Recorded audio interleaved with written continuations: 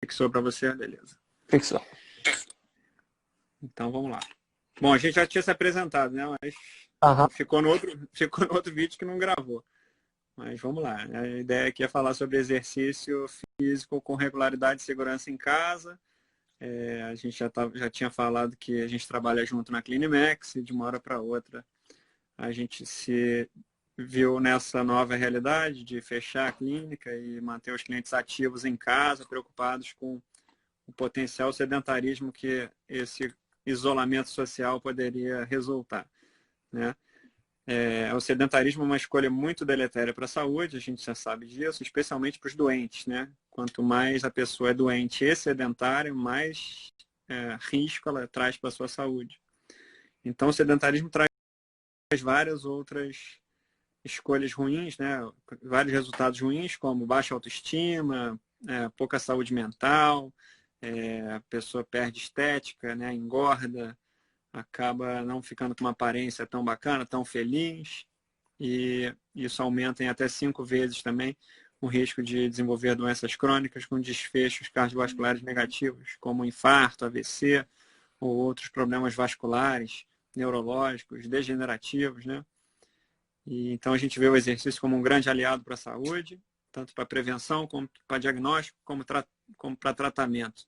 No nosso caso, a gente usa como ferramentas preventivas, né, Guilherme, de outras doenças crônicas e Uhum. retardando o envelhecimento, e tratamento também de doenças crônicas já diagnosticadas, estabelecidas em tratamento medicamentoso, com outras mudanças de estilo de vida, sendo elas o exercício físico regular. Então, a gente está aqui para debater estratégias para manter esse exercício regular e seguro em casa, não é isso? Exatamente. Como você bem frisou, a aptidão física está diretamente relacionada com a saúde da pessoa e a gente sabe que inversamente relacionada com o risco de mortalidade por todas as causas, seja ela qual for.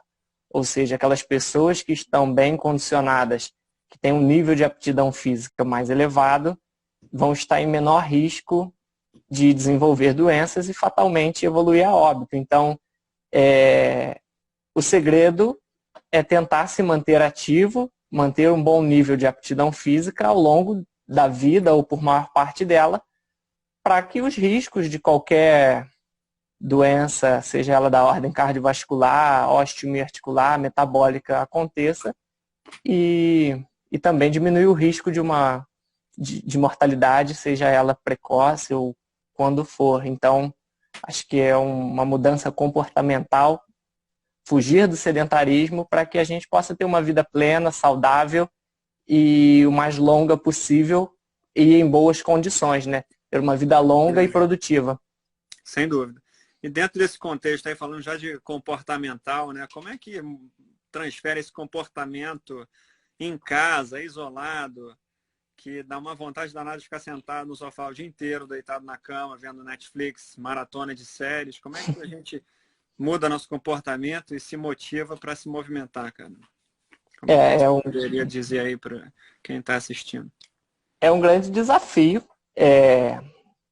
tanto para quem já fazia o exercício, se moldar a esse novo modelo de exercício em casa, quanto para aqueles que nunca fizeram e querem começar ou têm o desejo de começar, mas esse primeiro passo às vezes é um passo difícil por não saber o que fazer, como fazer, o quanto fazer, né? E às vezes até pela falta de motivação ou pelo, como você disse, né? O convite a ficar sentado, o convite a ficar deitado é ler toda hora, né? A gente está do lado do sofá o tempo todo. Uhum. Então eu acho que a primeira dica é começar devagar, começar no seu ritmo, dar um passo de cada vez, sem querer exagerar, sem querer alcançar objetivos muito grandes num primeiro momento. Eu acho que um passo de cada vez é o primeiro caminho. Sair da inércia e começar devagarzinho, tentando e incrementando isso como um Pois é, agora, comportamento mesmo, né? eu digo que sempre um hábito é sempre interessante. Então, marcar hora, dia da semana para fazer, pode ser um primeiro passo interessante. Mas, por exemplo, agora está explodindo aulas online, né? Aulas Uhum. online, famosos online, fazendo exercício e tal. Você acha que todo mundo pode fazer esse tipo de aula? É inapropriado? É uma boa? Eu acho que, como você falou, as opções vão ser muitas. E às vezes até de próprios profissionais dando essas aulas e outras vezes leigos. O problema é que quando a aula é generalista, a gente acaba não sabendo se aquele modelo de aula proposta ali vai servir para nós. E principalmente quando a gente traz para um público que já tem algum tipo de patologia, seja cardiovascular ou para aquele que tem algum problema articular ou muscular. Então, eu acho que o mais adequado seria procurar um apoio profissional para que, como você disse, essa pessoa possa ter acesso a um exercício personalizado. Um exercício que seja moldado especificamente para essa pessoa, para evitar os riscos de engajar em uma atividade que possa gerar algum risco, ou mesmo você está naquele desafio, como você disse, de começar. Aí você começa por uma atividade que não funciona para você ou que te gera uma lesão ou alguma coisa, isso vai te desanimar e você desiste do exercício. Então, eu acho que começar com um auxílio profissional tende a evolução ser mais assertiva e a pessoa não desistir, né? Porque o exercício vai estar sendo feito exatamente para ela e não um exercício só que se espera que sirva para todo mundo e que não vai servir, na verdade. O mais apropriado, o mais recomendado seria isso, né? Passar por uma avaliação, né? Que seja médica para os mais doentes, digamos assim, ou uma avaliação com o educador físico para os mais saudáveis, que não tenham queixas ou maiores problemas de saúde, né? Seria mais interessante para individualizar a prescrição do exercício em si, né? Essa parte do vídeo ficou na outra parte quando deu o erro. Então, a gente falou que o exercício deve ser individualizado, né, personalizado, porque todas as pessoas têm alguma limitação, algum problema de saúde, alguma coisa que impeça tal ou tal exercício, ou que seja mais apropriado tal ou tal exercício para aquela determinada condição. Então é importante conhecer quem está fazendo o exercício e encontrar a atividade certa para isso, né? Exatamente. Em termos de motivação, hábito, dia, hora, e começar devagar e progredindo aos poucos, né? Exercício Exatamente. não é para machucar, né? Não é para trazer desconfortos grandes. Talvez um desconforto durante, mas não um desconforto que se prolongue, né? Exatamente. Essa questão da motivação, ela é uma barreira que existe, mas que a pessoa, se seguir essas dicas como você falou, marca uma hora, marca eu vou fazer isso e vou seguir esse plano e, sei lá, amanhã 9 horas da manhã eu vou fazer exercício e vou seguir aquele plano que foi feito e quando acabar eu vou parar. Eu não vou querer me exceder para além daquilo só porque também, hoje eu comecei, eu vou com tudo hoje. Não, segue devagarzinho, vai fazendo passo a passo e criando rotina, fazendo com que isso seja feito sempre, né? Hoje eu faço um pouquinho, amanhã eu faço mais um pouquinho, e aí eu vou evoluindo, e aí a grande questão é quando a pessoa começa a ver algum resultado, que a motivação vai se elevar novamente. Então, só que os resultados eles vêm com o hábito, eles vêm com uma progressão. Então, é preciso um pouquinho de paciência, mas a gente que pratica e conhece e vê os nossos clientes, a gente sabe que esse resultado, em alguns aspectos, ele é muito rápido. Então, se a pessoa quiser um pouquinho conseguir dar após uma semana, ela já vai ver alguma mudança, seja no humor, seja na mobilidade, na facilidade de executar as coisas, e com o tempo outros resultados que demoram um pouquinho mais vão acontecer também. Isso é interessante com muita sede ao pote, né, Guilherme? Tem que ir. Exatamente. Eu acho que a importância da avaliação que você falou entra aí. Porque nem sempre as pessoas vão saber o quanto o que é, e nem mesmo o profissional que não avaliou aquela pessoa. Então, a avaliação e a prescrição, eu acho que elas andam de mãos dadas nesse sentido. Porque primeiro se avalia, conhece quem é a pessoa, a gente precisa saber qual é o nível de aptidão dela para saber o quanto ela vai tolerar sem se exceder ou que não vai fazer de menos do que deveria.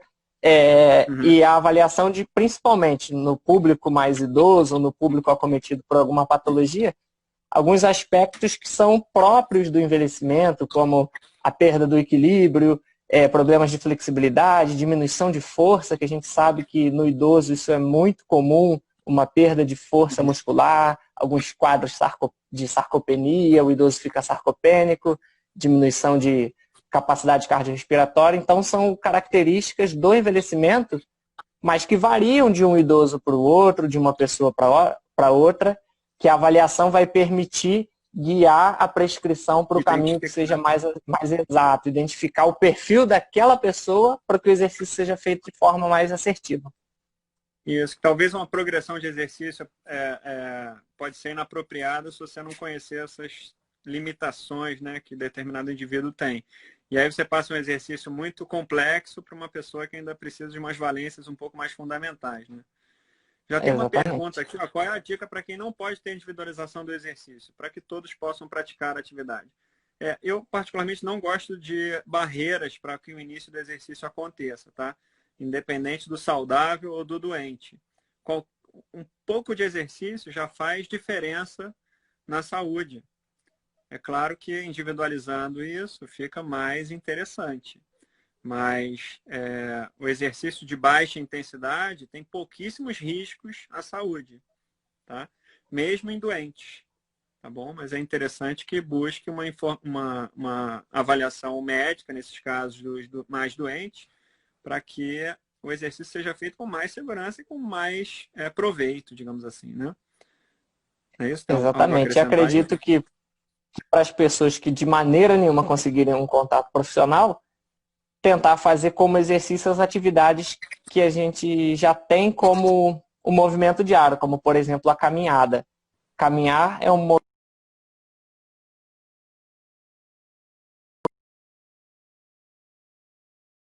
que seja tão corriqueiras para ela, né? Se ela não tem auxílio profissional. Você conseguiu me ouvir? Não, deu uma travada. Cortou um pouco, mas pode continuar. Eu estava dizendo que se a pessoa não tiver nenhum tipo de contato com um profissional, como você disse, começar por exercícios leves, por exercícios que sejam leves e com movimentos que sejam naturais, como a caminhada, numa intensidade leve, do que tentar começar com, por exemplo, um ciclismo, uma natação ou uma corrida, que são exercícios que demandam um pouco mais de técnica, de movimento e talvez de um ensinamento. Então, começar com coisas que sejam naturais, caminhar, levantar, sentar, e ir incrementando coisas assim na rotina, né? Que sejam mais simples, que não demandem grandes técnicas ou para que sejam executadas. Que sejam mais naturais, né? Exatamente. Vale aqui lembrar, e conceitualmente falando, o que é atividade física, o que é exercício físico, né? Então, atividade física são as atividades comuns do dia a dia que geram algum tipo de energia, tipo varrer a casa, cuidar do jardim, né? Brincar com as crianças. Isso falando no nosso contexto de estar dentro de casa, né? Uhum. O exercício já é atividade física programada, ritmada, planejada, intencionada para gasto energético. Então, dentro desse contexto de estar em casa, cita aí algumas opções, Guilherme, exercício aeróbico. Por exemplo, eu estava treinando para maratona agora em junho, né? Uhum. Pô, acabou meu treino, né? Como é que eu vou treinar em casa? Mas eu continuei fazendo corrida estacionária, bicicleta, outras opções aí. Exatamente. Quando a pessoa já estava em uma prática ou numa preparação para uma atividade direcionada, digamos assim, você ia fazer a maratona, fica um pouco mais complicado, mas é possível. Como você falou, a corrida estacionária é uma opção. A pessoa pode também, se tiver um corredor em casa, correr dentro da casa, fazer um treinamento talvez intervalado, corre mais rápido, aí volta caminhando.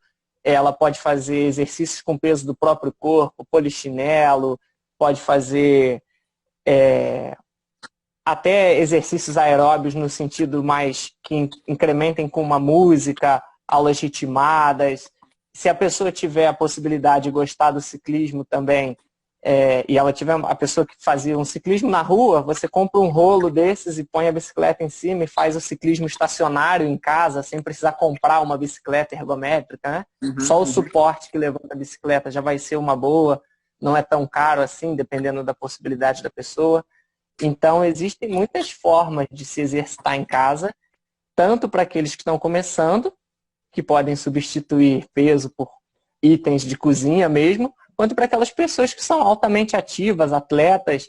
A gente vê hoje os clubes de futebol que estão parados, os atletas estão treinando em casa, enquanto não voltam, estão fazendo os exercícios com a supervisão da equipe médica e da fisiologia, da educação física dos clubes e estão tentando manter o alto rendimento, ou seja, o exercício em casa pode ser feito por todos os níveis de aptidão, né? E aí o truque é saber o quanto para cada pessoa. Sem dúvida. E atividade doméstica como faxina, né? Limpar o banheiro, limpar a cozinha, esfregar o chão, tudo isso aí já são atividades físicas com gasto energético bem interessante para ir somando ao longo da semana, né? O Paulo até perguntou aqui, Guilherme, vê o que você acha. Devemos praticar exercício todos os dias ou devemos dar intervalos, tipo dia sim, dia não, ou qualquer? Qual seria o período de intervalo? O exercício ele pode sim ser praticado todos os dias e o importante é que a gente respeite a intensidade nesse sentido. As instituições de saúde, o Colégio Americano de Medicina do Exercício, por exemplo, recomenda que a pessoa faça exercícios, se possível, 7 dias por semana. Especificamente falando do aeróbio, né, que seria a caminhada, ciclismo, esses podem ser feitos todos os dias. E a musculação, se for feita todos os dias, a dica é só dividir os exercícios para que você não gere um esforço muscular tão grande. Por exemplo, você pode fazer membros superiores, os braços, num dia e os membros inferiores no outro dia. Você pode ir fazer o exercício aeróbio todos os dias. Fazer os exercícios de flexibilidade também, que são os alongamentos, podem ser feitos todos os dias também, desde que não se exceda a intensidade. O tempo de intervalo é diretamente proporcional à intensidade que a gente aplica. Se você faz muito vigoroso, talvez você precise de um dia de descanso. E aí faz dia sim, dia não. Mas as atividades moderadas podem ser feitas todos os dias. Hoje, principalmente nessa época da pandemia, eu diria que o melhor seria fazer o exercício de forma moderada. Porque o exercício intenso, principalmente se não houver supervisão, ele pode gerar algumas questões musculares que a pessoa nem vai ter acesso a tratar nesse momento. Então, eu acho que é um momento mais de manutenção do que de querer muitos ganhos e chegar num nível de performance muito alto. Eu acho que exercício moderado todos os dias, aliado às atividades, como você falou, evitar muito tempo sentado, fazer as tarefas domésticas, com uma sessão de exercício moderada todos os dias, é o melhor caminho durante esse período de... para esse momento, né? Já que não tem provas, competições, né? Não Exatamente. ficar fazendo alta intensidade, com maior risco de lesões, né? Isso. Nesse sentido aí, né? Há um mês e meio atrás, a gente estava na polêmica de fazer exercício ao ar livre ou não, né? E eu estou vendo que nas últimas semanas, muita gente já está saindo na rua porque já não está conseguindo mais fazer em casa. Mas eu continuo preconizando a recomendação de fazer em casa, não fazer na rua pela questão comportamental, né? Se você vai fazer, o outro vai fazer, o outro vai fazer, e aí aglomerou. Agora, eu estou aqui numa área rural, né? Dentro do meu condomínio, eu não encontro ninguém. Então, eu corro aqui um quarteirão dentro do meu condomínio que eu não encontro ninguém. Se for nesse sentido, sim. Mas numa cidade aglomerada como o Rio de Janeiro, que tem milhões de casos, né? Milhões de casos não, mas já tem milhares de casos, né? Muito óbito. A coisa não está ainda sob controle, a recomendação continua sendo fazer em casa, né? Só para... Então, respondendo a doutora Paula Duque aqui, vocês acham que é seguro fazer exercício ao ar livre? Olha, depende da região que você está. A recomendação genérica é faça em casa, não vá ao ar livre. Especialmente em cidades onde a transmissão comunitária ainda está muito prevalente, né? Como Rio, São Paulo, as capitais do Nordeste, né? Maranhão, São Luís, no Maranhão, né? Fortaleza, no Ceará, Manaus, no Amazonas, Belém, no Pará. Essas cidades aí estão com um alto número de casos e a transmissão comunitária está acontecendo. E a questão comportamental, se você vai fazer exercício ao ar livre, o outro vai, o outro vai, o outro vai, aí acabou que tem um grupo lá fazendo exercício ao ar livre. Tá? Exatamente. Se todo mundo pensar assim, vai estar todo mundo na rua, né? Especialmente o ciclismo. Cuidado com o ciclismo, né? Os ciclistas estão indo para a rua. Então, o problema do ciclismo é o ciclista se acidentar, porque é muito comum isso acontecer. É um esporte altamente arriscado por quedas, né? Qualquer coisinha é Exatamente. uma queda e normalmente a queda não é leve. A queda é para quebrar o cara, para precisar de correção cirúrgica. Então, Qualquer que manter tá lá, essa bicicleta no rolo, né? Sob controle, sob segurança, para justamente você evitar de ir para o hospital por uma questão que não é coronavírus e você se deparar lá no hospital que você for com um monte de transmissão acontecendo.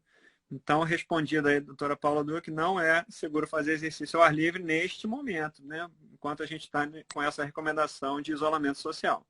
Tá? Emendando aí, Guilherme, na sua resposta, Gui, é muito importante manter o alongamento mesmo exercitando em casa, né? Fazer antes ou depois de iniciar o treino? Esses exercícios de alongamento são os que vão dar para a gente os ganhos de flexibilidade, né? Tanto a nível muscular quanto articular. Então, são extremamente importantes nos jovens e também nos idosos, que com o envelhecimento acabam perdendo o arco de movimento, a capacidade de alcance.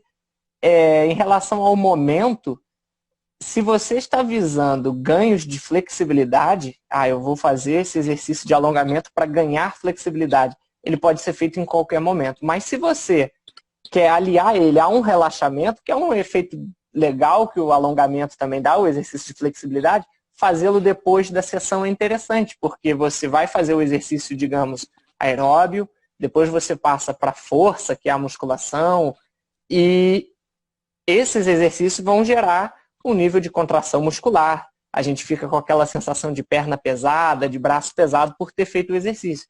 E aí a gente pode vir com alongamento após, que vai dar uma sensação de relaxamento e a gente pode usar isso para diminuir aquela sensação de perna pesada, além dos ganhos de flexibilidade que eles vão dar. Então, se a gente for pensar em alto rendimento, talvez tudo isso mude, vai depender do tipo de atleta, mas para a população geral e principalmente para a população de meia idade ou os idosos, eu faria ao fim do exercício como uma estratégia de ganho de flexibilidade e também de relaxamento muscular após o exercício.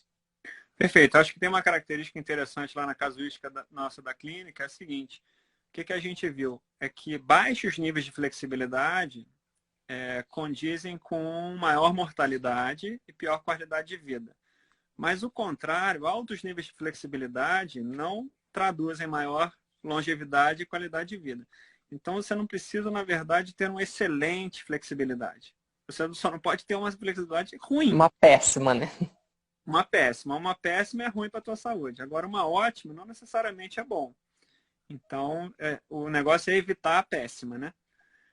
E uma coisa que eu recomendo também em exercício de flexibilidade é fazer longe do momento que a tua musculatura, a tua articulação está quente ainda, né? Que a tua musculatura está gastando energia, né? Ou próxima do gastar energia. Porque ainda assim você pode aumentar o seu risco de lesão porque o teu tendão ainda está, digamos assim, quente, né? Então, fazer um pouquinho longe do momento do exercício propriamente. Tá? Muito bem. Deixa eu ver. Como vocês estão controlando a intensidade dos treinos dos pacientes em casa? Essa é uma pergunta boa que serve para todo mundo, na verdade. Tanto para os jovens, para os idosos, para quem está saudável, para quem tem alguma patologia, mas a intensidade eu acho que é o ponto-chave da prescrição do exercício, um dos pontos-chave, mas acho que é um dos mais importantes. O controle da intensidade pode ser feito de diferentes maneiras, diversos modos. Inclusive, hoje, a gente tem várias possibilidades tecnológicas. Então, se a gente for falar da frequência cardíaca, por exemplo, como um controle de intensidade, a gente pode usar um relógio que mede a frequência cardíaca. Hoje, alguns aplicativos podem fazer algumas medidas, o oxímetro pode dar essa medida, vai depender do que a pessoa tiver em casa e das possibilidades que ela tiver. A gente pode usar a escala de percepção de esforço subjetiva, que é o Borg, que originalmente era de 6 a 20, mas o 0 a 10 é mais fácil de aplicar, ou seja, de 0 a 10 qual o seu nível de cansaço? É uma abordagem mais simples de se entender. Existe também uma abordagem que se chama Talk Test, né? O teste da conversa. Se a pessoa não tiver nenhuma ferramenta, a capacidade de falar durante o exercício pode ser um indicativo. Se você não consegue conversar durante a atividade, né, durante o exercício, isso quer dizer que ele já está num nível vigoroso ou próximo disso. Então, o moderado é aquele nível onde você consegue se exercitar e, ao mesmo tempo, manter uma conversa, falar algumas palavras. Então, é um bom indicativo também. Existem diversas maneiras. Acho que essas são as mais simples, assim, né? Seria o Talk Test, a escala de esforço de Borg de 0 a 10, sendo 10 o máximo e 0 muito fácil, ou o mínimo, né? E a frequência cardíaca por monitores de frequência cardíaca mesmo, né? Que aí seria depende da pessoa ter esse equipamento em casa ou não. E de saber também qual seria a sua frequência máxima, qual seria a frequência de treinamento. Existe um pouquinho mais de compreensão de avaliação, qual é a máxima dela, qual é a zona-alvo que ela tem que atingir, e aí vai depender de pessoa a pessoa. Isso, e outra coisa interessante, não só isso, né, mas registrar, né, o tipo de intensidade do treino, né? Como a gente prescreve exercício, né? Frequência, intensidade, tempo e tipo, né? O tal do FITS, né? O FIT, que é um conceito que o American College, né, o Colégio Americano de Medicina do Exercício, adota, né? Qual a frequência que se refere a quantos dias por semana a pessoa vai fazer? Qual é a intensidade, que seria o quão difícil vai ser essa atividade em termos, seja de frequência cardíaca, de nível de esforço, né? O tipo que a gente pode dizer, vai ser aeróbio, vai ser musculação, força, né? Ou vai ser... O tipo pode ser até levado para o... vai ser contínuo, vai ser intervalado.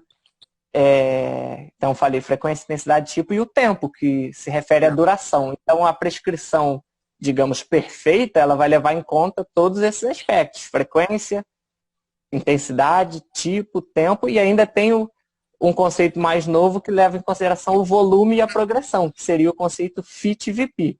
O volume a gente pode dizer em dispêndio energético, gasto calórico, METs, e aí a pessoa vai precisar realmente de uma assistência profissional para ter esses cálculos, né? E a progressão, que seria como a pessoa vai evoluir ao longo do tempo, né? Então, a melhor prescrição possível vai levar tudo isso em conta: frequência, intensidade, tipo, tempo, volume e progressão. Esse é o mapa que a pessoa tem que ter, e se tiver os profissionais que estão assistindo, né, e querem trabalhar com a prescrição online, a prescrição de exercício, eles precisam levar isso em conta quando forem prescrever o exercício para os seus clientes, para os seus pacientes. Isso, e lembrando que para sair do sedentarismo, pelo menos 150 minutos de exercício aeróbico por semana, né? 2 a 3 sessões de fortalecimento muscular por semana, 2 a 3 sessões de exercício de flexibilidade por semana, e isso é um total semanal, né? E 150 minutos de exercícios moderados, né? Ou uma mistura entre 75 de alta intensidade com 150 moderado, e aí, né?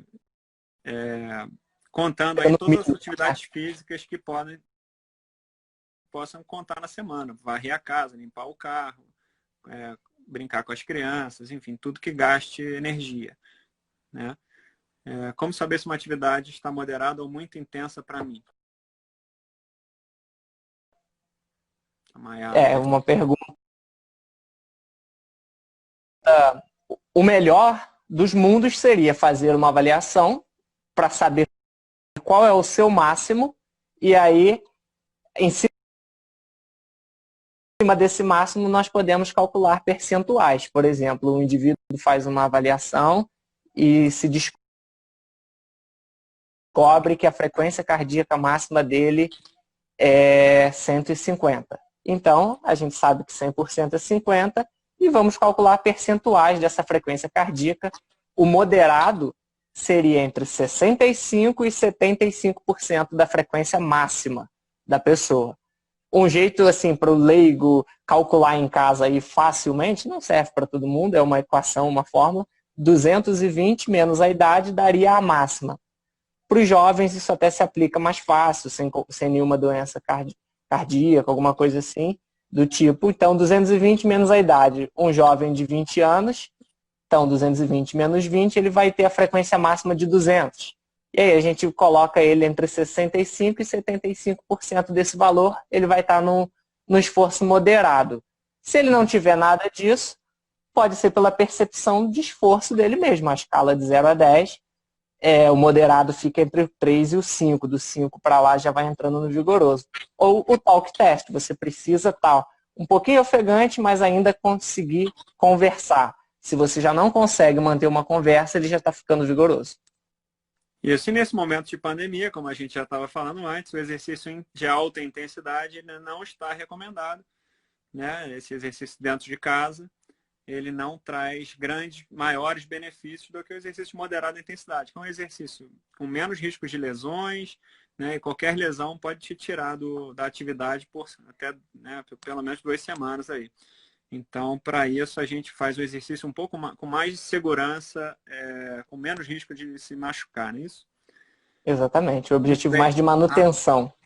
Mais de manutenção da saúde e a ausência de sedentarismo, né? Como a gente vem falando Exatamente. antes. Olha só, a Vera Lúcia falou para você comentar sobre alongamento, né? Exercício de flexibilidade antes dos exercícios de força, se é prejudicial pelo fato de estar relaxando a musculatura para em seguida estressá-la. Quer que você comente isso? Não, de forma geral não vai haver um risco muito grande. Existem até algumas linhas de pesquisas investigando isso, sobre a possibilidade, será que aumenta até a força? Será que o exercício de flexibilidade antes do treinamento de força pode ser benéfico ou não? Mas, a princípio, não há nenhuma evidência que possa garantir que vai haver perda, mas também não há evidência de que vai haver ganho. Inclusive, nós estamos com um trabalho, a minha esposa conduziu no mestrado dela exatamente sobre mais para liberação miofacial, que seria a massagem antes. Ainda não foi publicado, mas a gente viu que não aumentou a força. E o alongamento também, eu já li muitos estudos mostrando que ele não aumenta a sua força antes, mas também não é prejudicial. Então, se a pessoa quiser fazer antes, tem o hábito, se sente bem, não tem problema nenhum, mas ela não precisa também esperar que isso vai fazer com que ela tenha ganhos na força, uma movimentação, uma performance melhor. Inclusive, algumas pessoas gostam como estratégia de aquecimento. No esporte, isso sempre foi muito usado, né? A pessoa aquecer, alongar antes para depois fazer, não tem problema nenhum. Mas também não é garantia de que você vai ter uma performance melhor. É uma questão de opção mesmo, algumas pessoas que têm uma lesão, às vezes gostam de dar uma alongada antes, fazer um exercício de flexibilidade antes, mas não tem nenhum grande benefício fazer antes ou depois, e também não tem nenhum malefício, é uma questão de opção. Foram publicados alguns trabalhos que associaram o alongamento antes ao maior risco de lesão, né? Isso foi alguns poucos trabalhos que vieram assim, né? Porque tudo ainda é controverso, né? Se surgem essas dúvidas, principalmente no âmbito da performance, né? Vamos supor um atleta de velocidade que tem uma prova de 10 segundos. Qualquer intervenção que faça ele ganhar 1 milésimo pode ser a medalha de ouro ou sair do pódio. Sim. Então, eles fazem muitos estudos nesse sentido. Será que o alongamento melhora a performance? Será que piora? Será que aumenta o risco de lesão? Só que aí um estudo mostra que sim, outro estudo mostra que não. Então, ainda é muito controverso para a gente bater um martelo aqui e falar para a pessoa faz ou não faz. Principalmente tratando de população geral, que somos nós, não somos atletas de alto rendimento, não estamos nos preparando para uma Olimpíada, eu acho que o exercício de flexibilidade tem que ser utilizado para flexibilidade, para ganhos de flexibilidade. e não vai ter grande diferença for feito antes ou depois para isso. Mas, como você falou, de forma moderada, dando um intervalo, não vou fazer, acabei de fazer o exercício, uma corrida e já vou sair alongando. Não, dá um tempo, espera a musculatura voltar ao normal, digamos. Repouso, né? Exatamente. Acho que é uma questão que hoje a gente ainda não pode afirmar assim, faz isso que é o melhor ou Não, que acho que como aquilo é o você pior. colocou bem no início também, o exercício de flexibilidade ele traz relaxamento, né? Ele traz calma, né? O exercício Uhum. que é para fazer com um pouco mais de calma, com respiração envolvida, né? Soltar o ar para sentir mais, alongar, você ir mais distante e tal. Então isso tudo traz relaxamento e talvez seja mais apropriado mesmo fazer no final da sessão, né? Quando você já quer realmente relaxar a Se musculatura, né?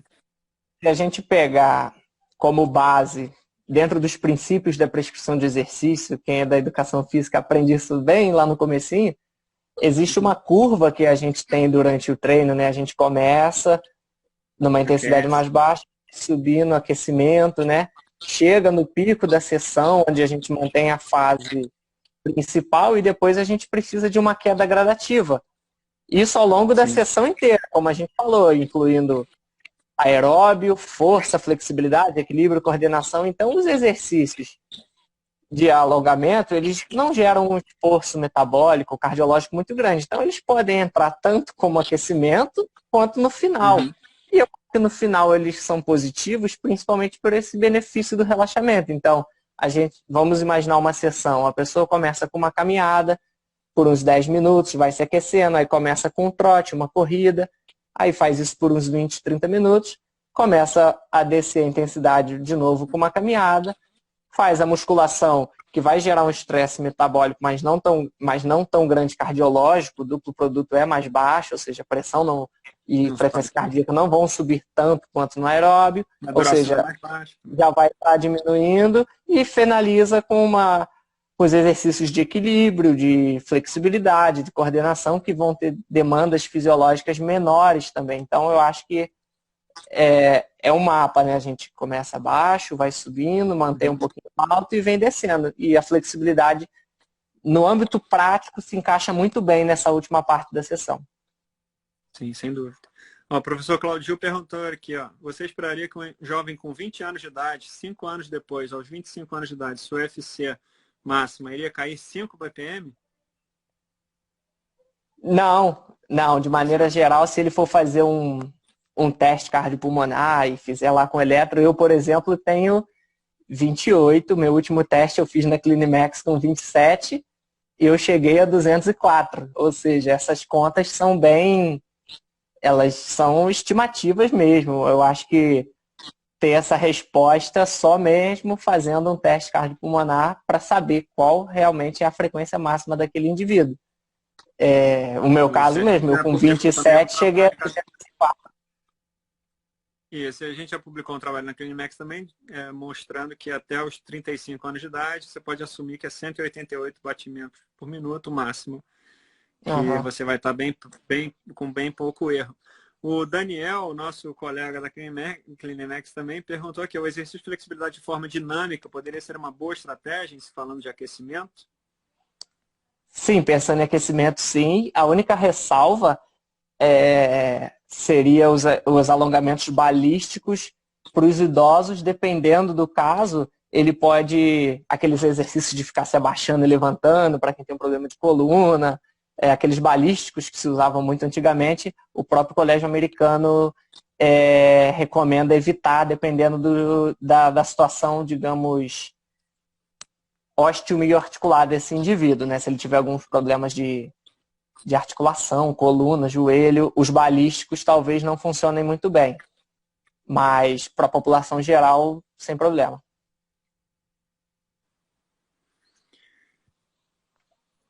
A físio tá mesmo, mas é bom para quem está em casa e no momento não tem acesso aos testes. A gente está desenvolvendo na Clinimax um teleatendimento, né?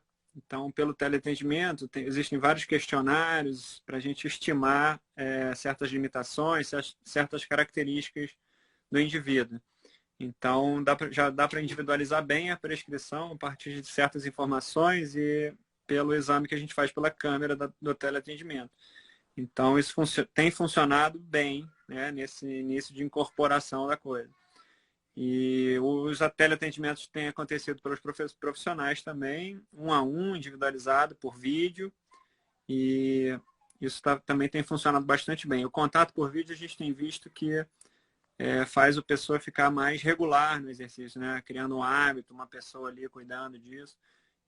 Isso traz todo um comportamento, né? Uma Esse horário aderência, né? Da marcado, pessoa né? com o exercício. Saber que tem um horário marcado, né? Isso, que alguém vai entrar em contato, que vai te ajudar, vai te motivar a fazer exercício, né? Isso tudo conta muito nessa motivação, né? Mantendo a regularidade, né? E é claro que a gente tenta tomar todo o cuidado de segurança dentro da casa com as características que cada um tem. A gente tem usado, diz aí os instrumentos, cabo de vassoura, né? Quilos de alimentos, Garrafa sacola de d'água, alimento, a própria garrafa d'água. cadeira que a pessoa tem em casa. E nesse sentido, se manter ativo nesse momento, a gente vai precisar ser criativo nas abordagens, trocar o halter por uma garrafa d'água, trocar a cadeira extensora pela cadeira de casa, usar a vassoura, usar o que a gente tem em casa como ferramenta, mas para não deixar que essas pessoas entrem no sedentarismo e percam as suas aptidões físicas. Antes de entrar até nessa live com você, eu andei dando uma atualizada em alguns dados, até para a gente poder apresentar, e algo que me alertou muito foi a Organização Mundial da Saúde mostra que o número de quedas no mundo é de mais de 37 milhões de quedas, ou seja, pessoas caíram, precisaram de um atendimento médico, ou seja, 37 milhões por ano no mundo caem precisando de atendimento médico. E dessas, quase 650 mil mortes são por conta de quedas. Ou seja, se a pessoa ficar em casa, inativa, sedentária e não tiver nenhum trabalho, ela vai entrar nesse risco, porque, em geral, o idoso, aí a força muscular diminui, a flexibilidade diminui, a aptidão cardiorrespiratória diminui, a composição corporal piora, ou seja, ele começa a ter perde músculo e ganha peso. A chance desse idoso cair é muito maior. E se ele cair, o prognóstico é péssimo. Então a gente precisa ter um trabalho. Vai ter que procurar o sistema de saúde, né? E aí vai se deparar com o coronavírus junto.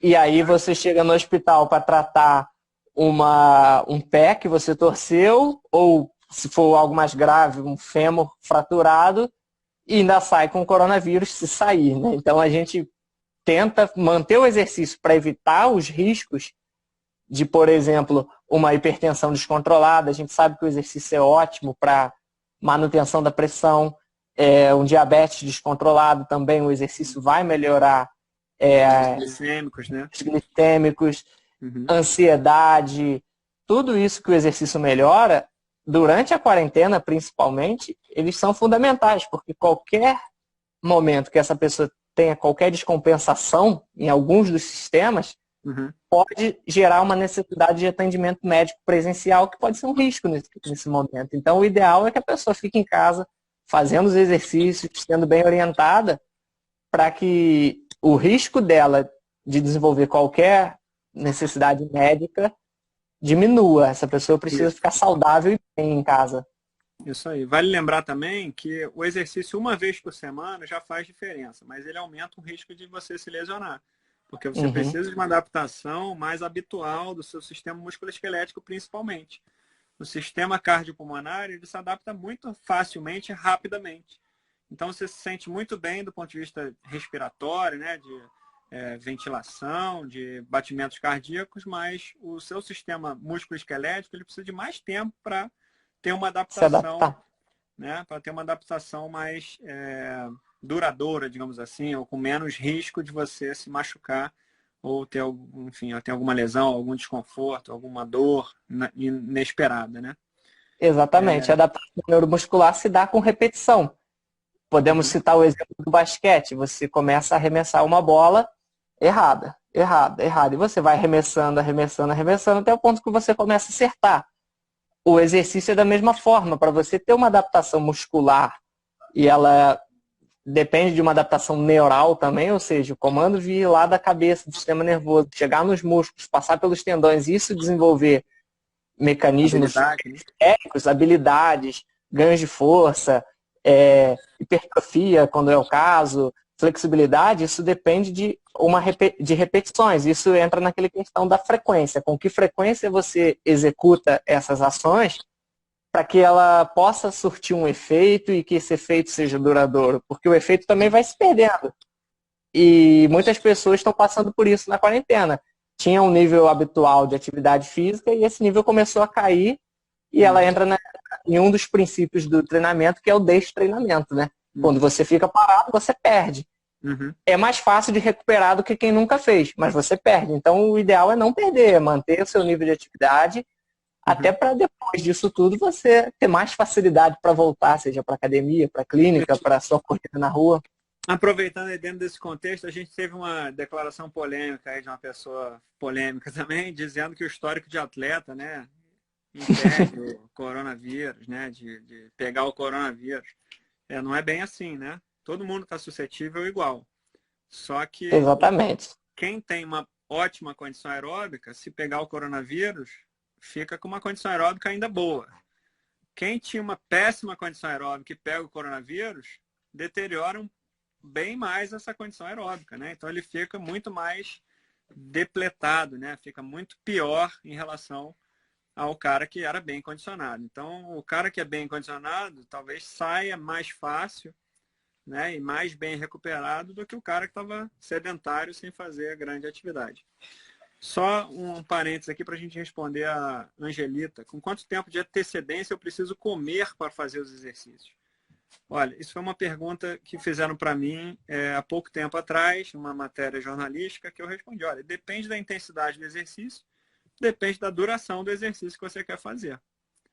Então, quanto mais intenso, mais você precisa de algum substrato energético, alimento, né? Antes do exercício. Isso depende do tipo de alimento que você vai ter também, né? Normalmente carboidratos de rápida absorção, uma banana, alguma coisa mais docinha, açucarada, que possa absorver rapidamente. Do mesmo modo, uma refeição farta, uma feijoada, né? Você tem que esperar um pouco mais, fazer digestão, né? 1 a 2 horas aí para você fazer digestão, para você começar a se exercitar. Agora, se você quer correr 5 quilômetros e quer correr em jejum, se você tem esse hábito de correr em jejum, não vejo o maior problema. Agora, se você toma 1000 medicações antes de fazer a corrida, se você tem algum problema de saúde e tal, é melhor você botar algum carboidrato rápido para dentro, 10, 15 minutos antes de você fazer a sua atividade de alta intensidade. Mas, repito, nesse momento não é recomendado fazer exercício de alta intensidade por pessoas estarem fazendo em casa e por diminuir o risco de lesões. Alguma coisa a acrescentar aí? Não, é exatamente isso que você falou. O exercício o alimento vai ser o substrato energético, né? Vai ser a energia para a sessão da pessoa. Então, depende do quanto ela vai fazer, da intensidade que vai fazer. E se ela comer muito pesado, ela vai ter um problema digestivo durante a execução, o que vai atrapalhar o treino dela. Então, vai ter que parar. Exatamente. Então, acho que é balancear. E como você falou, não sair do seu costume. Se você nunca fez em jejum, não faça em jejum. É isso aí. Não é hora Mas não é proibitivo. Mas não seria uma boa hora para adotar novas técnicas, né? Novos treinos. O ideal é um período de manutenção, né? E você tá habituado. A Mayara recomendando aqui, ó, troque halteres por crianças ou pets. Depende do peso das pessoas que estão envolvidas ali, né? Do peso da pessoa que está levantando e do peso da pessoa que está sendo levantada. Né? Exatamente. Então, para não sobrecarregar nenhum nem outro, né? E aumentar o risco com isso. Eu uso muito meu filho de 6 anos aqui como um halterzinho. Então, eu faço muito exercício de ombro com ele, sabe? Levanta ele para cima, para cima, para baixo. Ele adora, é uma ótima brincadeira e eu continuo mantendo minha aptidão muscular aqui também. A Mayara também falando, eu comendo banana 2 segundos antes de começar a treinar. Tudo bem, se isso não é incômodo para você, eu não vejo o maior problema. Mas, por exemplo, se você vai comer uma banana 2 segundos antes de fazer uma aula de yoga, que você vai fazer uma inversão, isso não pode virar ser de cabeça para baixo. Né? E aí você pode ter um refluxo quanto a isso, mas se você não for fazer esse tipo de posição, não vejo maior problema, tá? O Fábio falando aqui, peso de São Bernardo, meu cachorro aqui, por exemplo, eu não consigo levantar, pesa, né, 45 quilos, cara, fica bem difícil mesmo, né? Agora, Guilherme, a grande polêmica é que eu coloquei nos nossos stories, né? Fazer exercício de Uhum, máscara ou sem máscara? A gente essa vai ser a polêmica das próximas semanas ou meses, quando as academias reabrirem. E aí, faz uhum. exercício de máscara ou sem máscara? Olha, eu vou ser sincero, em termos de ciência, eu não li nada sobre fazer exercício de máscara ou não, de estudos científicos. Mas partindo Nem por tem, um né? pensamento, tentando, não tem. Partindo por um pensamento da lógica, eu acho que a máscara não é adequada para a prática do exercício. Principalmente hoje é para fazer sem máscara dentro de casa. Se você está em casa, dentro, você não vai precisar da máscara na maior parte do tempo. Porque a máscara vai grudar, ela vai ficar úmida, ela não vai funcionar, ela vai te atrapalhar, você vai acabar tirando e vai pôr a mão nela. E aí, se ela já estiver contaminada, você vai pôr a mão nela de novo. Ela vai acabar mais atrapalhando do que protegendo, vai escapar gotícula por todo Tá tudo que é lado, lado. não vai funcionar para te proteger e talvez ponha os outros em risco, os que estão ao redor. Eu parto do seguinte princípio. A gente tem um conceito errado de que a máscara está protegendo a gente dos outros, né? Mas na verdade é o contrário. Você está protegendo os outros de você, das suas secreções naquelas máscaras mais convencionais, né? Então, é uma questão comunitária. Se eu uso e você não usa, já está equivocado, porque eu estou te protegendo de mim. Agora você não está me protegendo de você. Então, Hum, ou usa todo mundo ou não usa ninguém. Porque a máscara está protegendo os outros da pessoa que está usando, né? exatamente. O cirurgião, quando usa a máscara cirúrgica dele no momento da cirurgia, ele está protegendo o paciente de receber as secreções, as gotículas aerosóis que ele pode estar expirando, né? Colocando para fora. Então, a máscara protege o paciente, no caso do cirurgião. Não é o cirurgião que está se protegendo, no caso. E o mesmo princípio serve para a gente, né? Além de ser uma barreira física, né? Além disso, né? É uma Uhum, barreira física, é uma cobertura a mais na tua face, que é uma região também que produz muito calor, né? Você expira ar quente, então você aumenta ali uma temperatura, né, entre a pele e a máscara. Isso aumenta o suor, né, com isso. Você acaba molhando a máscara e a máscara molhada ela perde a função dela, porque você uhum, acaba criando um meio de cultura de micro-organismos num meio úmido, né, num tecido úmido. Tanto é que a gente vê as camisas suadas fedendo, né, porque elas proliferaram bactérias ali por conta do suor, do meio úmido, né, no caso. Então, aquele cheiro exatamente. ruim, o cheiro de suor ruim é por proliferação bacteriana, né? Muito dele pelos hormônios, enfim, mas tem muito micro-organismo ali. Então, ainda será muito polêmica essa questão. A gente já viu algumas manchetes aí de óbitos acontecendo por hipercapnia, reinalação de gás carbônico, em exercício de alta intensidade, especialmente, né? Então, O... é, E essa nessa questão do questão. exercício fora, né, até para completar, que você falou dos aerossóis que a gente emite, né?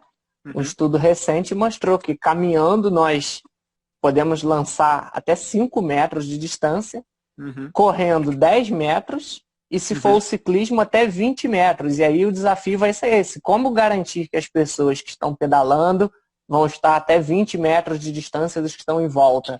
Então isso é Sim, mais um indicativo de que, ao meu ver, não é o momento ainda de se fazer exercício na rua. Porque, como você falou, você está pondo todos os outros, você está com a sua bicicleta, exalando gotículas até 20 metros de distância.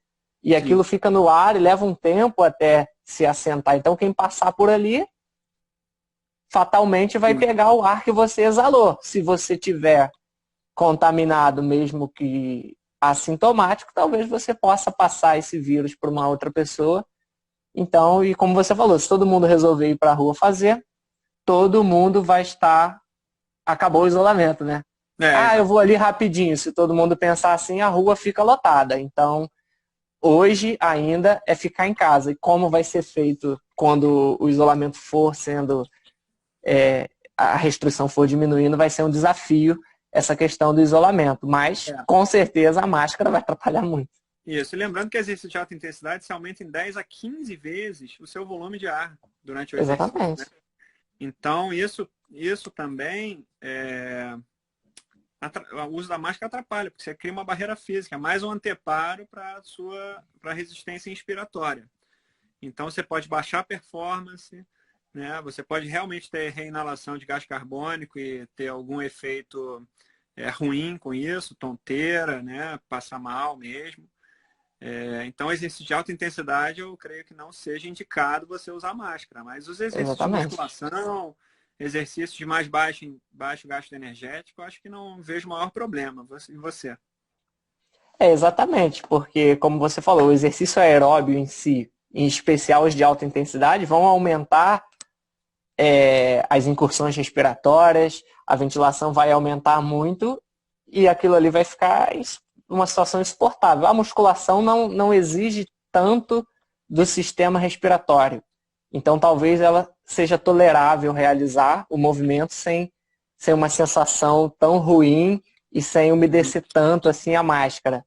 Então, eu acho que é algo a se dosar, a se pensar, mas com certeza, além da máscara, o distanciamento das pessoas ainda vai ser fundamental, seja se ela for correr numa esteira, por exemplo, de uma academia, quando voltar, o distanciamento entre uma esteira e outra, entre uma pessoa e outra, entre um equipamento de musculação e outro, vai ser, eu acho que, o fundamental, além das medidas de higiene no local, vão ser indispensáveis para garantir a saúde de todo mundo que frequenta aquele ambiente. Sem dúvida. A Olivia está perguntando qual a fonte do estudo das gotículas de aerosol. É um estudo belga, se não me engano, eu não me lembro qual é a revista que foi publicada. Eu não me lembro exatamente o nome também, mas a gente pode enviar ou deixar no comentário depois que o vídeo vai ficar no seu Instagram, provavelmente, né? A gente pode pôr no YouTube, né? No YouTube, YouTube. Mas a gente pode pôr no comentário lá, se for o caso. Tá. O teu amigo aí, o Doug. Guilherme, aulas de dança, no meu caso, seria impraticável. Você concorda, irmão? É o mesmo parâmetro, porque a dança é um exercício aeróbio, né? Ele vai fazer 1 hora de dança, 40 minutos de dança, e em geral, o Douglas, ele dá aula até de zumba, ou seja, a intensidade acaba sendo bem alta às vezes, e isso vai gerar as mesmas dificuldades, eu acho, da pessoa fazer um aeróbico, seja na esteira ou na bicicleta. Então, eu acho que usar a máscara ali vai ser muito ruim também, pelos mesmos motivos. Suor, excesso de respiração, ventilação, a máscara vai ficar úmida, as pessoas não... De uma forma geral, a gente percebe que a gente mexe na máscara, né? O brasileiro ainda não se habituou, não é cultural para a gente usar a máscara. Então você vê gente com máscara aqui embaixo, com máscara aqui em cima. Imagina esse exercício. Se você parado não consegue tolerar ela bem, vai ser insuportável e vai ficar talvez mais arriscado. Exatamente. Então eu acho que na dança, na zumba, nas aulas aeróbias, vão ser a mesma coisa que o exercício aeróbio convencional, porque é o mesmo tipo de exercício, né, digamos. As demandas fisiológicas são muito próximas. A gente vai ter algumas orientações de higienização mais enfáticas, né? Mais higienização antes da aula, durante a aula, enfim.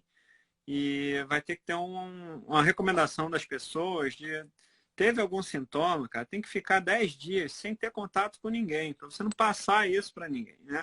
Então, é preciso ter essa consciência de início de sintomas e contar 10 dias até você voltar a ter.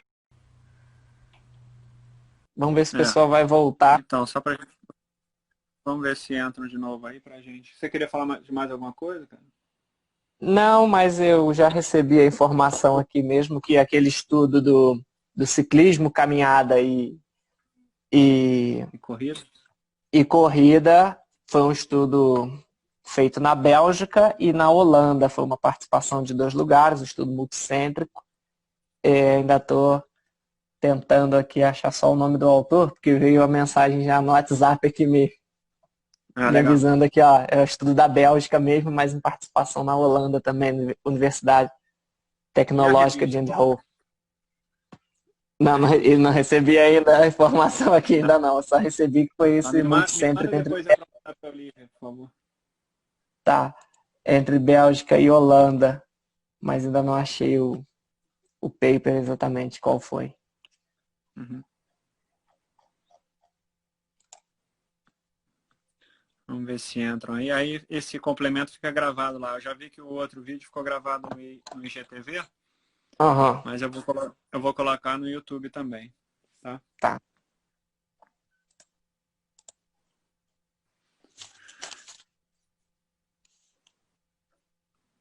Muito bem. O povo está voltando aí, mas vamos Tá. finalizar. Bom, para concluir, então, exercício com máscara só até moderada intensidade e se tolerável, né? Uhum. E, na Se a pessoa verdade, essa fazer sem máscara... colocar a mão, né? Ela precisa manter a É, mesma então, etiqueta de fazer do dia normal no exercício, sem ficar botando a mão, tirando, puxando. então é Luciana. Oi, Luciana, tudo bem? Toscana entrando aí. Existe alguma máscara melhor ou mais adequada que outra? Luciano, olha só, essas máscaras de pano, essas máscaras cirúrgicas convencionais, elas protegem os outros de você e não a falsa impressão de que você está se protegendo de não inalar gotículas dos outros, né? Essas máscaras convencionais, cirúrgicas, elas não têm um tecido de filtragem de micropartículas como as máscaras mais especializadas dos profissionais de saúde tem, como a N95, a PFF2, né, que vedam muito mais aqui entre nariz e boca e que são usadas por profissionais de saúde que estão em ambientes altamente contaminados. Então, essas pessoas usam essas máscaras para se protegerem do ambiente. Essas máscaras convencionais que a gente usa, a gente está protegendo os outros da gente, das nossas gotículas. Lembra do princípio do cirurgião, né, que está indo para o campo cirúrgico ali, está usando aquela máscarazinha para que as gotículas dele não caiam no campo cirúrgico lá, né, não infectem o paciente. Mas ele propriamente não está se protegendo de nada. Ele, na verdade, está protegendo o paciente, a outra pessoa. Então, essas máscaras não são recomendadas quando você está sozinho. Pô, estou sozinho, andando na rua, não tem ninguém. Para que eu vou usar máscara? Para nada, porque você não está né, você não tá protegendo ninguém. Você nem está se protegendo, porque aquela máscara não te protege. Ela protege os outros.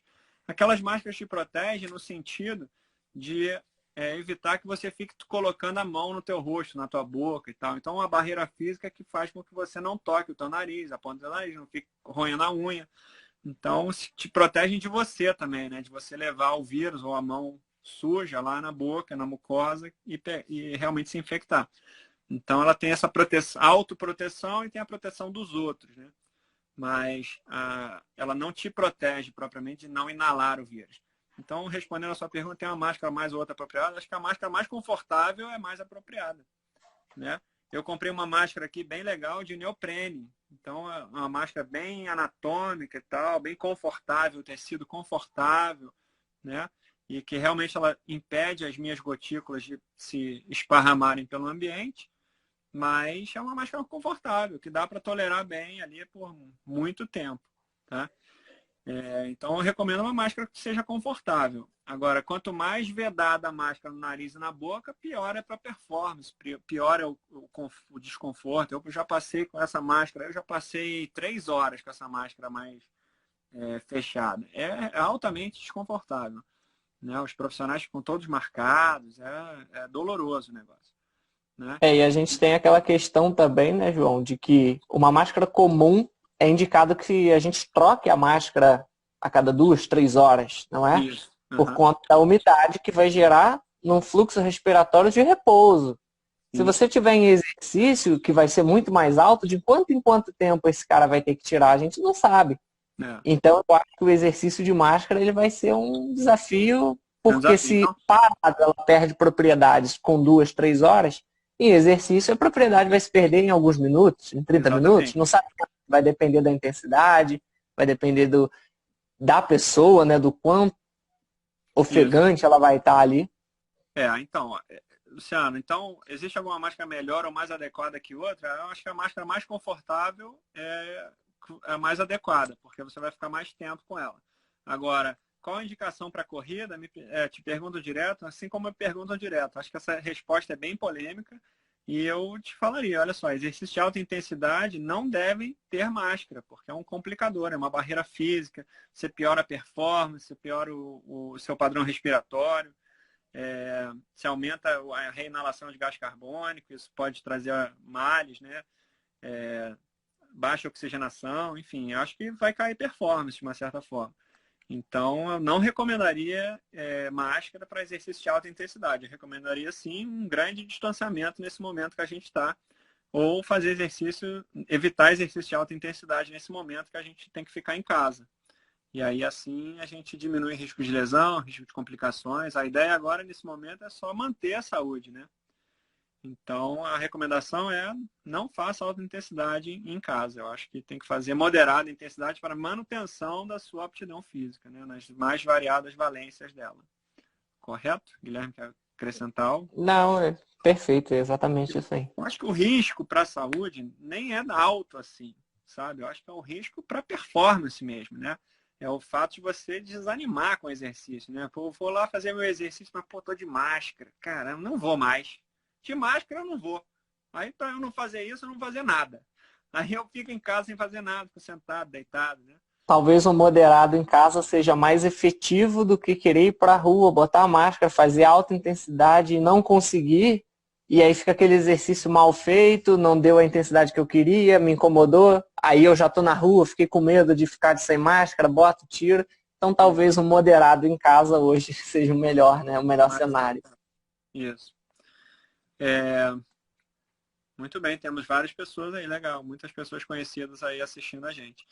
Ótimo. Eu acho que outra polêmica que a gente podia entrar era essa história de sair para a rua, né? Não deve sair para a rua, distância de todo mundo, certo? Né? Uhum. Manter o exercício distante. Se for de alta intensidade, sem máscara, mais distante ainda de todo mundo, né? E se fizer Exatamente. em casa, não precisa usar máscara, obviamente, você está só no ambiente sozinho, né? É isso aí, porque nesse momento eu acho que, como a gente fala, a gente tenta convencer principalmente os nossos clientes da clínica, que a maioria está no público de risco.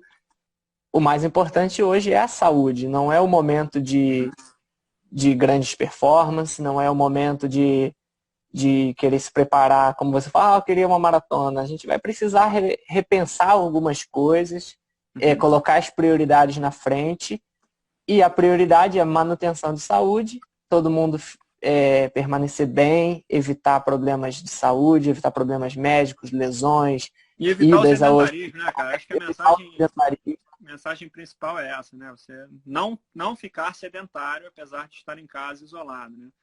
Ficar Exatamente. sedentário é muito ruim para a saúde, porque uma vez que você perde a sua condição, para você voltar a reconquistá-la, é um processo muito longo. Muito complicado. Eu queria que, se desse tempo, você comentasse, você conversou comigo disso antes da live e a gente acabou não abordando sobre a questão do aumento da ingesta de álcool nesse momento.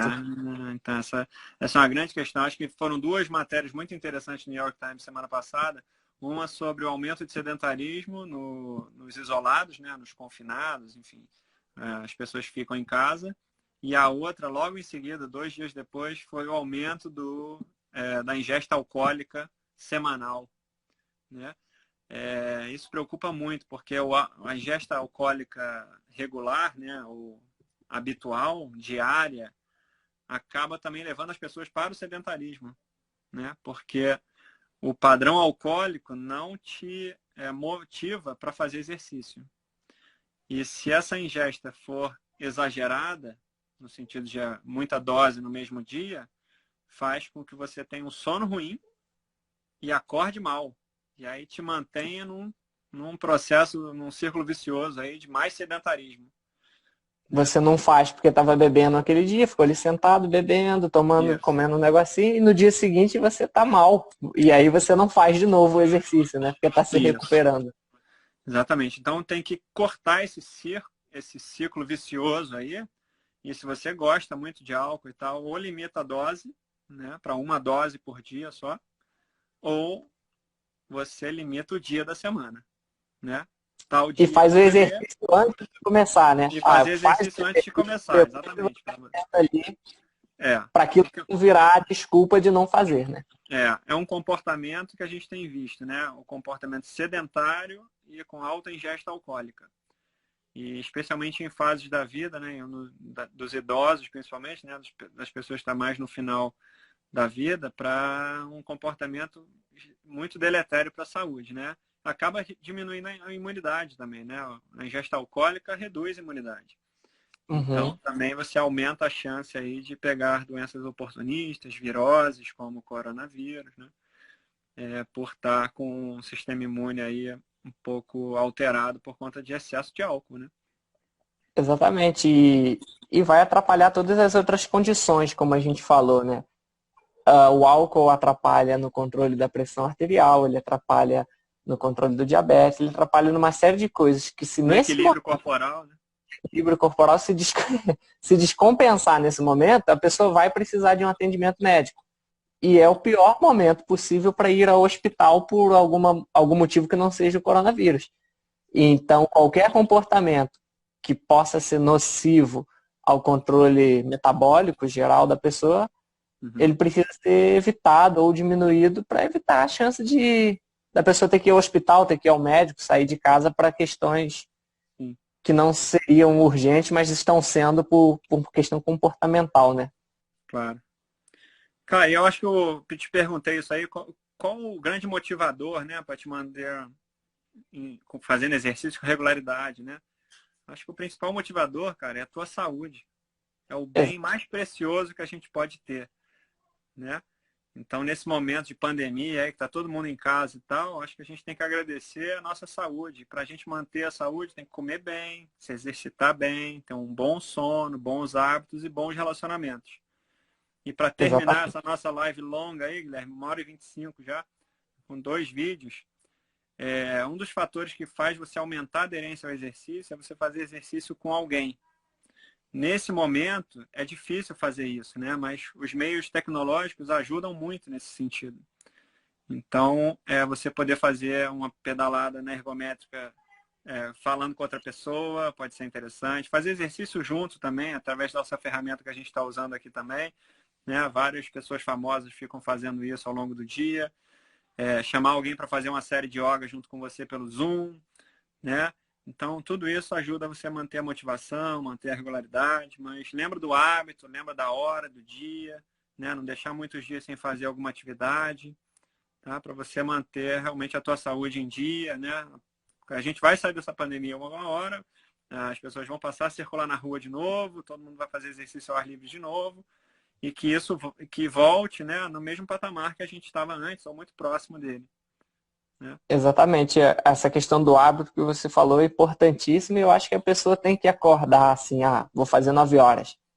Bota a roupa do exercício como se fosse para academia, calça o seu tênis, coloca meia, Uhum. tênis, camisa, roupa de ginástica mesmo, se prepara para o exercício e faz ele de maneira plena, né? Como se você Isso. estivesse indo para a academia, para a clínica, e dentro daqueles objetivos que você falou da saúde primária, quando a gente leva para o lado do idoso, um dos principais motivadores que esse idoso pode ter é a autonomia funcional dele. A gente sabe que com o envelhecimento, a gente acaba, quando perde as nossas aptidões físicas a um certo nível, nós perdemos autonomia. E aí você passa a precisar de ajuda para tarefas que antes você não precisava. Isso às vezes gera até problemas emocionais Sem dúvida. e Baixa autoestima, cardiovasculares, porque depressão. vai gerar uma natividade ainda maior. E a gente percebe ao longo do tempo o percentual de idosos no Brasil só aumenta, a longevidade está aumentando, a expectativa de vida está aumentando e a gente precisa adaptar o Brasil inteiro a isso. E uma adaptação é o exercício, ser visto até como uma medida de saúde pública, para que essas pessoas tenham uma vida longa, mas uma vida saudável. Chegar a uma idade avançada de maneira funcional, conseguindo tomar o banho, conseguindo pegar sua própria comida, se alimentar, se vestir, fazer aquilo que você sempre fez e continuar fazendo. Eu acho que ser capaz de fazer tudo isso é um grande incentivo para quem está entrando na idade já de idoso, né? Quem já está com a idade um pouco mais avançada. Isso, e lembrando que a maioria da população é sedentária, segundo dados do IBGE, tá? Na cidade Exatamente. do Rio, esse dado não é tão ruim, mas ainda assim se aproxima da metade da população que é sedentária. Então, é Exatamente. grave isso, tá? Porque o exercício precisa ser visto como saúde pública. Você tem que fazer como algum momento do seu dia aquilo ali tem que acontecer e isso vai gerar, até a título de Brasil, de mundo, uma economia para os cofres públicos imensa. Os custos com internação por motivo cardiovascular, AVC, infarto, são enormes, tanto para o governo, quanto para o sistema privado, quanto para a própria pessoa. Então, se manter saudável é uma medida de saúde e econômica que as pessoas podem adotar, que vão ser excelentes para ela e para a sociedade como um todo. Exatamente. Então, utilize essa ferramenta exercício, né? Quem não tiver acesso a avaliações mais detalhadas, o risco é pequeno, mas também o benefício pode não ser tão otimizado assim. Para quem tem condições, avaliações médicas são interessantes para a gente identificar certos pontos da história médica ou limitações físicas que possam orientar melhor e mais individualizadamente o exercício, né? Existem excelentes profissionais orientando exercício, mas não adianta só orientar sem ter tido uma avaliação individual né, da pessoa que está sendo orientada.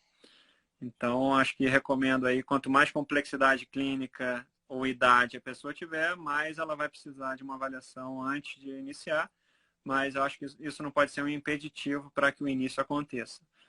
Né? À medida que a aptidão for melhorando, for progredindo, isso pode ir acontecendo ao longo do processo. Exatamente. Quem tiver até algum interesse, recomendo, podem acessar o nosso site aí, www.clinimax.com.br, pode ter mais informações sobre o nosso serviço e também outros possíveis, conhecer como é feito, até profissionais mesmos que gostam dessa área de atuação e ver como o serviço é feito, um serviço online hoje totalmente modificado, às pressas, mas que hoje já funciona muito bem. E eu acho que, mesmo quando a pandemia voltar, surgiu um novo mercado para todo mundo, para os profissionais, para os praticantes, uma nova realidade para todo tipo de serviço, as aulas, as lives e, inclusive, o exercício. Tudo agora é online, né? Então, quando voltar ao normal, acho que o online não vai sumir mais. E todos os profissionais vão precisar se adaptar a essa realidade. Isso, até porque tem pessoas em lugares distantes, né, dos grandes centros, que não têm acesso também. Aí vocês poderão vir Exatamente. a ter. A tecnologia está sendo expandida, então isso pode acontecer em locais que não têm grande acesso também. Acho que é uma ferramenta bastante válida que veio para ficar. Muito bem, estamos à disposição aí. O vídeo vai ficar no IGTV e depois no meu canal do YouTube. E farei uma divulgação sobre isso quando acontecer. Guilherme, obrigado pela sua participação, por ter aceito o convite. Foi excepcional aí o nosso papo. Valeu, agradeço o convite, as pessoas também que tiraram um tempo para ouvir o que a gente tinha para falar. E também, quem quiser me acompanhar, pode me seguir aí no Instagram, Professor Guilherme Fonseca, e o meu grupo de estudos, @gprex.uerj também. A gente publica bastante informação sobre exercício e ciência por lá.